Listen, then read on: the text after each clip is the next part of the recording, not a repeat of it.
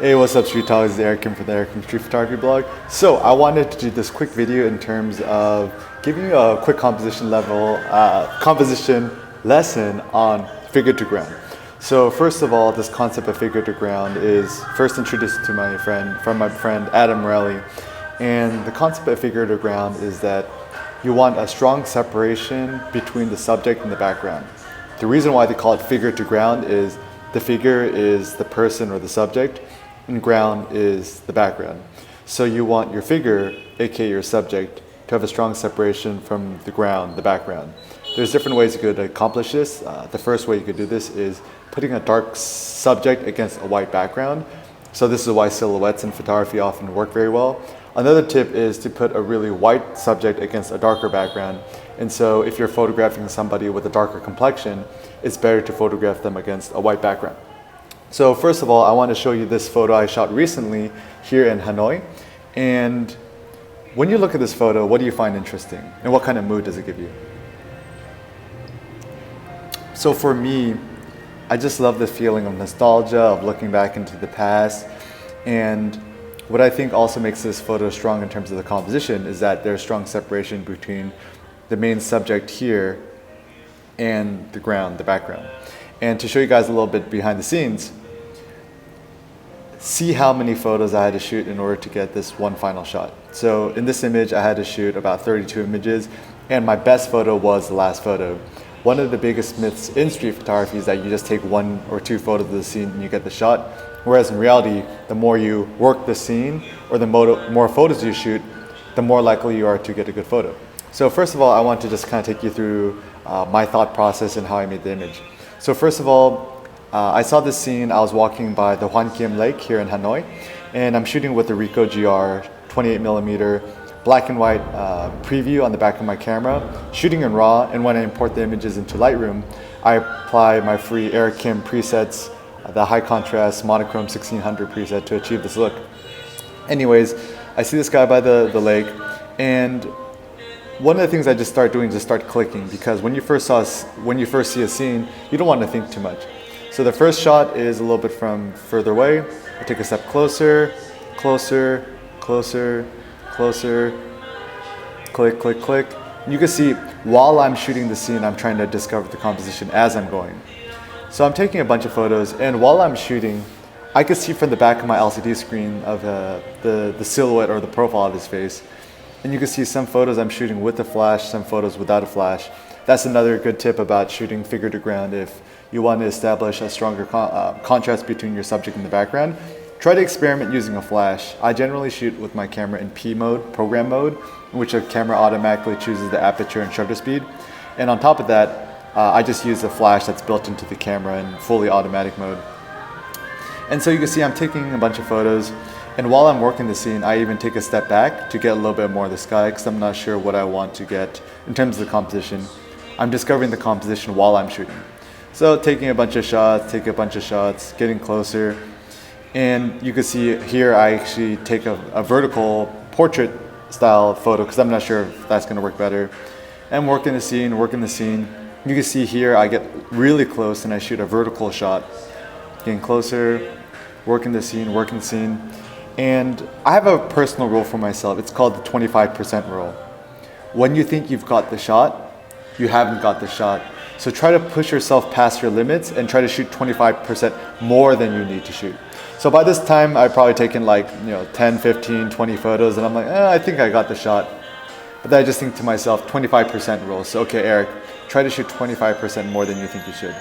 So I'm taking photos, getting closer, working the scene.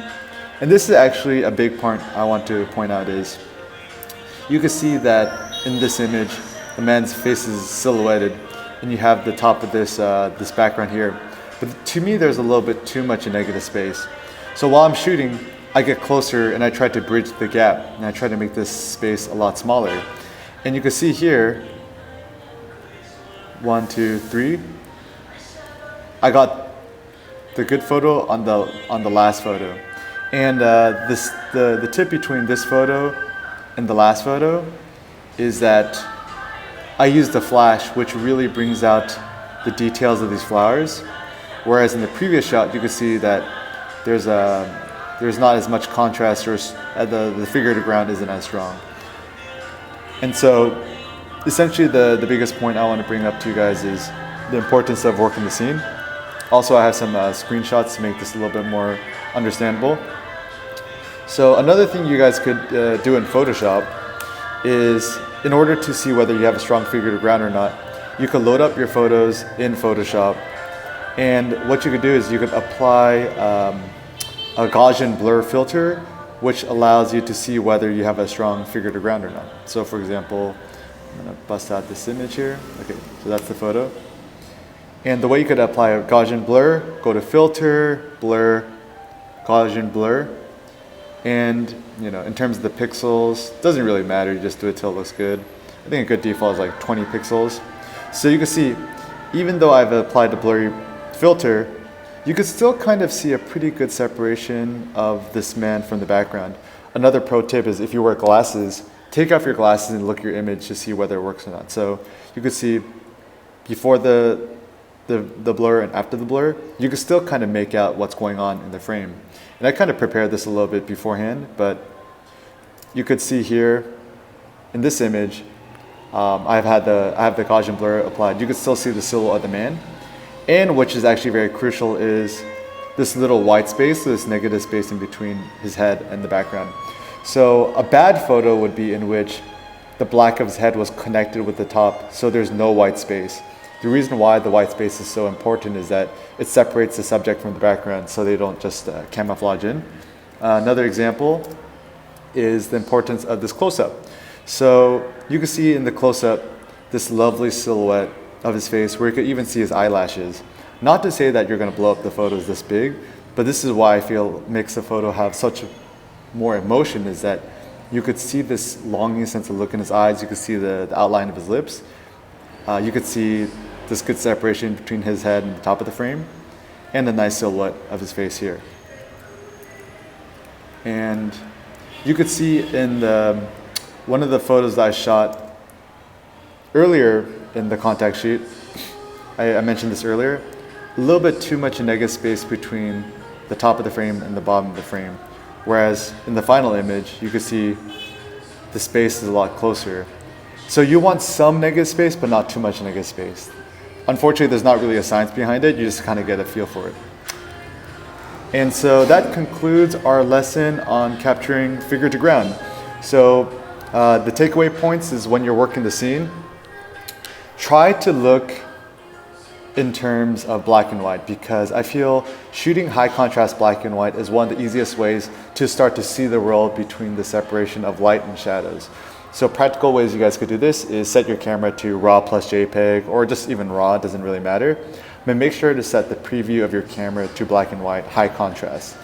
And if your camera has an LCD screen, I recommend you to use it. So for example, the camera I'm using for all my photography at the moment is this the Ricoh GR camera, and I have this also set to black and white high contrast mode. So if you could see, the previews of everything is rendered in very high contrast black and white, which allows me to better see the world in black and white. Also, the second point is the 25% rule. Is when you think you've got the shot, you haven't got the shot. So try to push yourself 25% more than you think you should. So if you take about 10 photos of the scene, try to shoot at least 2, 3, or 4 more photos beyond what's necessary. And the last important thing is to use the flash, because once again, so this is a photo without a flash, which is good, it's got a good mood, but the benefit of shooting with a flash is that it actually makes the scene a little bit sharper. Not only that, but it makes the background darker, even though you shoot in the middle of the day. Of course, this depends on your camera. So I believe the Ricoh GR2 has a leaf shutter, which means that the shutter speed could be very, very fast. So I believe I shot this P mode, ISO 1600. I think the aperture was like 5.6, and the shutter speed was 1/750th of a second. And I just used the built-in automatic sense of the flash. And so when you're shooting a scene and you want to separate your subject more from the background, use the flash. And I'll throw in this last tip is just start off with a simple background. So one of the best ways to build your skills in figure to ground is, start off with a simple white or black background, then ask your subject to step into your frame. And when you're shooting, look at the edges of your frame, that there's no distracting elements, and to simplify the scene. So guys, thanks a lot for watching. If you want to learn more about photography, street photography, Google Eric Kim blog, and see you guys on the blog. All right, peace out.